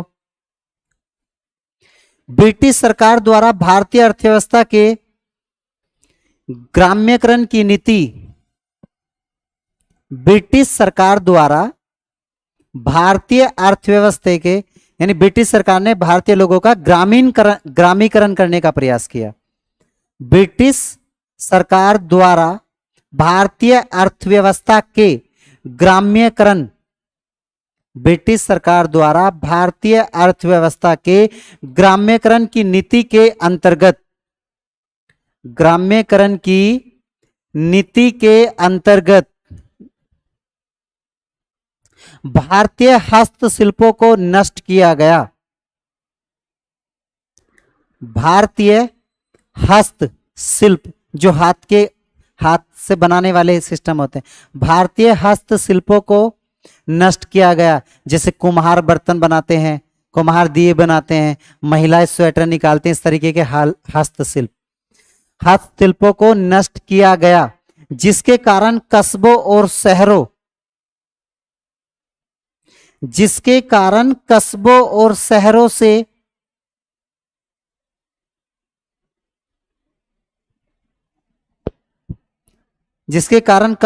शहरों से कई लोगों का पलायन,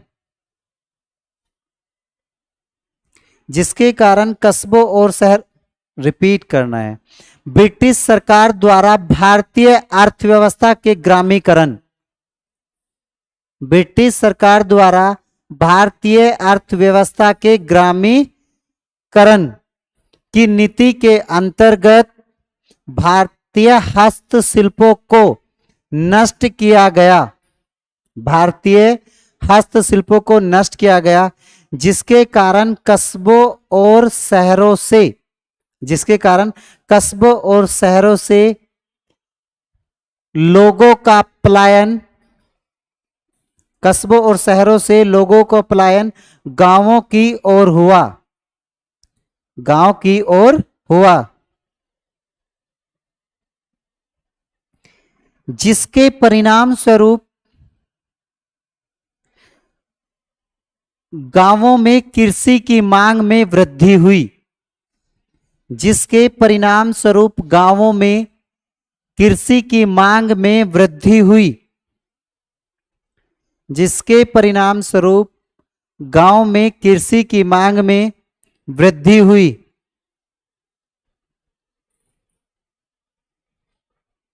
और साथ साथ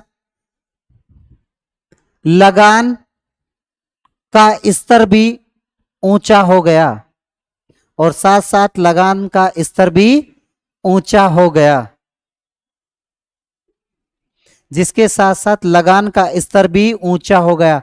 बेटा आपने जहां लिखा होगा लगान का स्तर, ये जो लगान का स्तर है इसके यहां से लिखो, इसके नीचे तीर लगा के उत्पादकता, यानी कौन सी उत्पादकता? कृषि। कृषि उत्पादकता में, समझ गए क्या हुआ? कृषि उत्पादकता में गिरावट या कृषि उत्पादकता में कमी।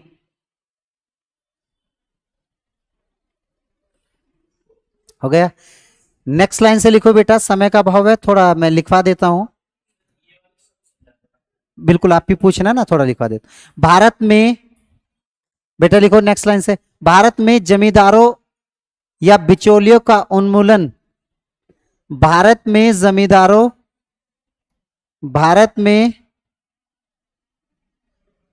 जमींदारों या बिचौलियों का उन्मूलन का प्रारंभ 1948 में हुआ।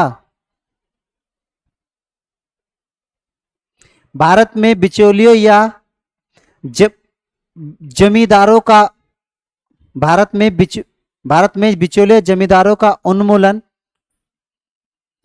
प्रारंभ 1948 में हुआ और 1972 तक आते आते ये समाप्त हो गए। 1972 तक आते आते यह समाप्त हो गए और इस सुधार को सर्वाधिक भूमि सुधार माना गया है, और इस सुधार को सर्वाधिक भूमि सुधार माना गया है।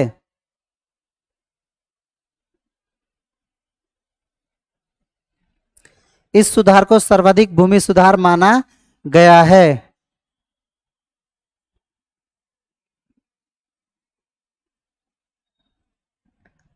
बेटा भारत में जो ये लैंड रिफॉर्म है ये क्यों सफल पूर्ण रूप से नहीं हो पाया?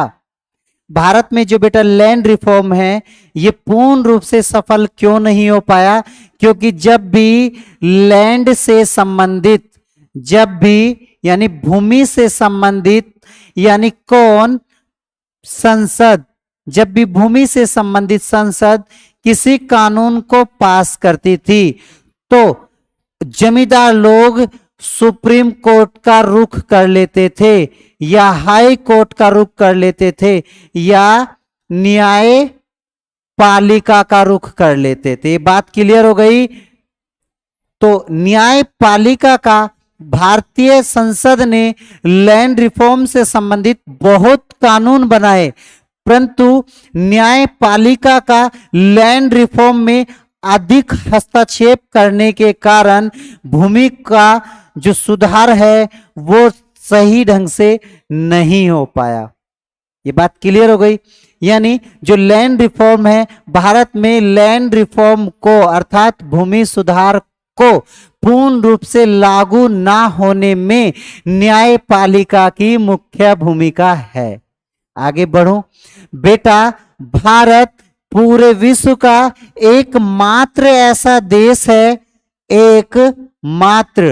एकमात्र बेटा पूरे विश्व का भारत ऐसा देश है, यदि वो अपने यहाँ लैंड रिफॉर्म लाना चाहता है तो यदि किसी की लैंड है, भूमि है, उसको सरकार लेना चाहती है तो उसके बदले सरकार उसको मुआवजा देगी। मुआवजा भी बेटा 3 गुना, 4 गुना, 5 गुना, 6 गुना, यानी 10-10, 12-12 गुना मुआवजा दिया जाता है। भारत एकमात्र पूरे विश्व का ऐसा देश है जहां भूमि को सुधार करने के लिए सरकार उनकी भूमि तो लेती है, किसके लिए? भूमि को सुधार करने के लिए, और सुधार भी करेगी और उनको पैसा भी देगी। तो ये भी समस्या एक बहुत बड़ी बनी थी बेटा प्रारंभ में, कि लोगों ने भूमि को देने से मना किया। उन्होंने कहा आपकी भूमि 4 लाख की है, 40 लाख की है, और सरकार आपको 1,20,00,000 यानी 3 गुना देती है। लेकिन जो भूमि वाले थे, जिनकी भूमि थी, उन लोगों ने 5, 6, 8 गुना पैसे की मांग को लेकर सुप्रीम कोर्ट की ओर अपना, हाई कोर्ट और न्यायपालिका की ओर अपना रुख किया। न्यायपालिका में उन लोगों ने रिट दायर की, जिनके परिणाम स्वरूप न्यायपालिका का हस्तक्षेप इसमें बढ़ गया, और तब तक न्यायपालिका का हस्तक्षेप संसद द्वारा बनाए गए कानूनों में होता है। तो कहीं ना कहीं कुछ ना कुछ सैक्रिफाइस, यानी मैं बात कर रहा हूं संसद को, करना पड़ता है। तो आप लैंड रिफॉर्म के लिए, यानी भारत में तकनीकी सुधार पूर्ण रूप से विकसित नहीं हुए, वही जरूरी नहीं है। तो मतलब गरीबी का उन्मूलन जो नहीं हुआ, उसके लिए सरकार ही जिम्मेदार नहीं है। उन सब चीजों के लिए बेटा हम लोग भी जिम्मेदार हैं। हम लोगों ने तकनीकी को बढ़ावा नहीं दिया, हम लोगों ने कृषि को बढ़ावा देने के लिए उर्वरकों का सही से इस्तेमाल नहीं किया। और सरकार यदि समता मूलक भूमि का वितरण करना भी चाहिए, तो बेटा आप और हम लोगों ने ही हदबंदी और चकबंदी को लागू नहीं होने दिया। अर्थात भूमि का वितरण के लिए हम लोगों ने अपनी भूमियों में बाग लगा दिए। ये चीज क्लियर होगी, ताकि हमारा जो स्वामित्व है वो भूमि पर निरंतर और लगातार बना रहे। ये बात क्लियर है? तो 2-3 लाइनों में इन बातों को लिखो। लिखो, बिचौलिए के अंत को लेकर सबसे बड़ी समस्या, नेक्स्ट लाइन से, 1972, हाँ बेटा 1972 तक ये सारी चीजें समाप्त हो गई थी। नेहा जी, नेहा राई। अब लिखो, बिचौलिए के अंत को लेकर सबसे बड़ी समस्या, बिचौलियों के अंत को लेकर सबसे बड़ी समस्या न्यायपालिका का हस्तक्षेप है। बिचौलियों के अंत को लेकर सबसे बड़ी समस्या न्यायपालिका का हस्तक्षेप है। न्यायपालिका का हस्तक्षेप है, जिनका संबंध जमींदारों को दी जाने वाली, जिनका संबंध, जिनका रिलेशन वाला संबंध, समझ गए ना, संबंध सही से लिखना, जिनका संबंध जमींदारों को दी जाने वाली क्षतिपूर्ति से है, क्षतिपूर्ति से है। यानी मेरी भूमि लोगे तो मुझे 8-10 गुना दोगे, समझ में आया ना, क्षतिपूर्ति से है या क्षतिपूर्ति से था। नेक्स्ट लिखो, नेक्स्ट लाइन में बेटा, एक लाइन नेक्स्ट लाइन से, विश्व बैंक के अनुसार। अब देखो, मैंने आपको विश्व बैंक का नाम लिया, तो ये बोलते बेटा आपको विश्व बैंक की इमेज बननी चाहिए। मैंने विश्व बैंक में 5 संस्था कौन सी बताई, विश्व बैंक की स्थापना कब हुई, विश्व बैंक क्या कार्य करता है, किन देशों को लोन देता है, क्या विश्व बैंक का भारत पर कितना कर्जा, तो ये सारी चीजें आपके माइंड में यदि आ जाती हैं तो पढ़ाई सही चल रही है, नहीं आती हैं तो कमी है कहीं ना कहीं। फिर लिखो, विश्व बैंक के अनुसार विश्व का भारत एकमात्र ऐसा देश है, विश्व बैंक के अनुसार, विश्व बैंक के अनुसार भारत विश्व का, विश्व बैंक के अनुसार भारत विश्व का एकमात्र ऐसा देश है, विश्व बैंक के अनुसार भारत विश्व का एकमात्र ऐसा देश है जो भूमि सुधार को लागू करने के लिए,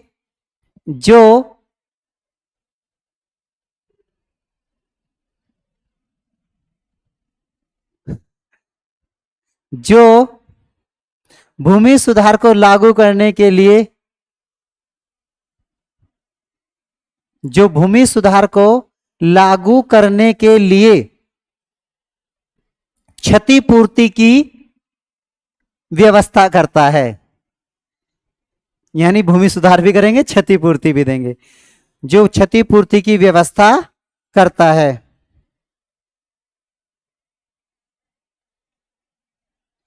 क्षतिपूर्ति का प्रावधान करता है, व्यवस्था करता है। इस भूमि सुधारों के प्रावधान यानी इन्हीं कारणों से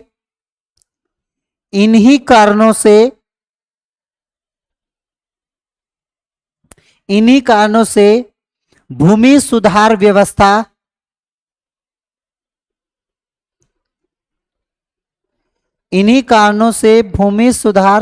व्यवस्था धीमी हो गई। यानी भूमि सुधार की व्यवस्था की प्रगति धीमी हो गई। भूमि सुधार व्यवस्था की प्रगति धीमी हो गई। हो गया। नेक्स्ट लिखो बेटा, काश्तकारी व्यवस्था। काश्तकारी व्यवस्था में मैंने फर्स्ट टॉपिक लिखवाया था आपको, लगान का नियमन। तो इसके नीचे लिखो फर्स्ट पॉइंट ए बना के लिखो, लगान का नियमन।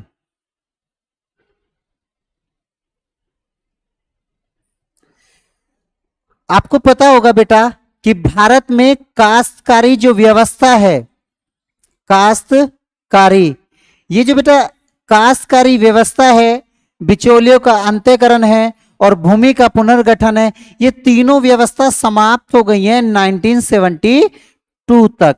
ये बात बिल्कुल स्पष्ट है। लेकिन काश्तकारी व्यवस्था में क्या होता था, जो लगान है, लगान का नियमन होता था। फर्स्ट तो यही था। तो काश्तकारी व्यवस्था में लगान की जो दर थी वो बढ़ती जा रही थी। यानी लगान जो है, यदि इस वर्ष 10% ले रहे हैं तो नेक्स्ट वर्ष हम 15% लेंगे, नेक्स्ट वर्ष 20% लेंगे। यानी कुछ इस तरीके से लगान की जो व्यवस्था है वो अपने चरम पर पहुंच रही थी। इस लगान की व्यवस्था को कम करने के लिए हमने लगान का क्या किया, नियमन किया, इसको समाप्त किया। फिर भी ये समाप्त होने के बावजूद भी आज भी लगान, बहुत सारे स्थान ऐसे हैं जहां आज भी ये लगान की व्यवस्था जारी है। जैसे कि बिहार में आज भी ये लगान की व्यवस्था जारी है। जैसे कि पूर्वोत्तर यूपी, वहां आज भी लगान की व्यवस्था जारी है। देखो मजे की बात दोस्त ये है कि मैं यूपी की यदि बात करूं तो ये नॉर्थ यूपी, ये साउथ यूपी, ये ईस्ट यूपी और ये वेस्ट यूपी, भारत का ये जो 4 यूपी बताया मैंने, यानी नॉर्थ यूपी और पूर्व यूपी और पश्चिम और दक्षिण, यहां स्थिति ऐसी है कि लगान की व्यवस्था यहां अलग है और यहां अलग है, यहां अलग है और यहां अलग है, और बेटा मिडिल यूपी यहां अलग है। ये ऐसा क्यों है? यानी कुछ जगह पर जो काश्तकारी व्यवस्था है वो लागू हो पाई, कुछ जगह पर नहीं हो पाई। यानी कुछ जगह लागू करने का प्रयास किया तो वहां के बड़े बड़े जमींदार लोगों ने विरोध किया, उसको आगे बढ़ने नहीं दिया। गांव में आपने मूवियां वगैरह आपने देखी होंगी कि पहले कि गांव में लगान लोग वसूलने जा रहे हैं तो वहां पे गुंडे, यानी पता चले 4 सरकार के कर्मचारी जा रहे हैं, 50 लोग पकड़कर उनको मार देते हैं, बंधक बना लेते हैं। तो इस तरीके की व्यवस्था थी। तो इन्हीं व्यवस्थाओं के कारण सभी जगह की मैं बात कर रहा हूं, यूपी में पूर्ण रूप से ये व्यवस्था एक समान लागू नहीं हुई, बिहार में ये व्यवस्था लागू हुई ही नहीं।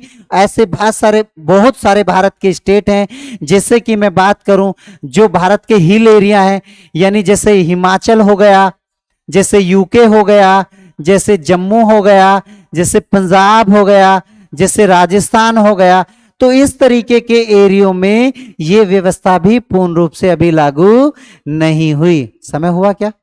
तो एक बार बताओ मुझे। तो आप लोग बेटा, सर वो जो लगान मूवी आई थी, प्लीज शिवम शर्मा जी, और आज सभी को मैं बता दूं जितने भी ऑनलाइन और ऑफलाइन में पढ़ रहे हैं, प्लीज मुझसे मूवी के बारे में कभी ना पूछें कि सर उस मूवी में भी ये हुआ था, क्योंकि मैंने अपने जीवन में मूवियां नहीं देखी हैं, सीरीज नहीं देखी हैं, कोई भी नहीं देखी है, सिर्फ 2 मूवी आज तक मैंने देखी हैं अपनी लाइफ में, एक दागन गजल, एक शादी में जोड़ाना। इनसे कुछ पूछोगे तो बता दूंगा, बाकी मूवी के बारे में नहीं। क्लास अवर हो गया सर? ऑफ कर दिया? कर दीजिए एक बार। लिसन लिसन, मैं बता के जाऊंगा, आप कुछ भी पूछेंगे। ये जस्ट हुआ है, बीच बीच में हो रहा था, 1-2 बार हुआ था, इसलिए 2 डिस्प्ले होनी चाहिए। टेक्निकल डिपार्टमेंट हमेशा डिस्प्ले पे रहना चाहिए। अच्छा यहाँ नीचे है बेटा, आप लोग ध्यान दो कि 15 ओवर हो गया। राखी, आप लोगों का मैंने बोला था स्टार्टिंग में आते ही, आपका यदि कोई भी क्वेश्चन है इकोनॉमिक्स से संबंधित, वैसे बहुत सारा लैंड रिफॉर्म से संबंधित सब्सिडियां हैं, अनुदान हैं, तो बहुत सारी चीजें मैं आपको बताऊंगा, अभी टेंशन ना लो। ये टॉपिक स्टार्ट हुआ है, ये कल फिनिश होगा।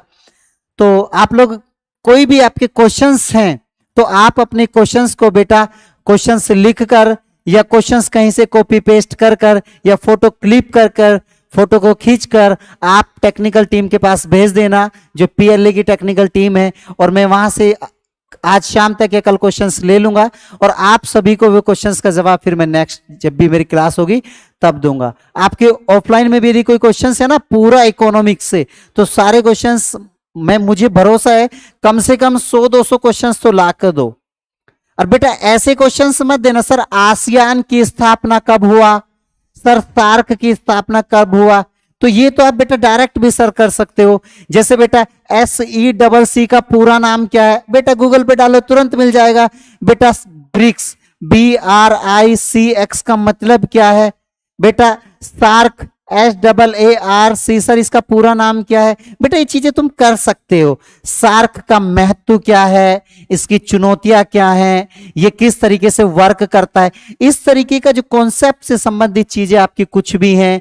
मुद्रास्फीति क्या है, मुद्रास्फीति क्या है, बैंक किस तरीके से काम करते हैं, योजनाएं से क्या प्रॉफिट है क्या लॉस है, तो इस तरीके के क्वेश्चंस जो मेंस अकॉर्डिंग टू मेंस और पीटी आप कुछ भी पूछोगे मैं बताऊंगा, लेकिन क्वेश्चंस पूछे कैसे जाते हैं मैंने आपको वो बताया।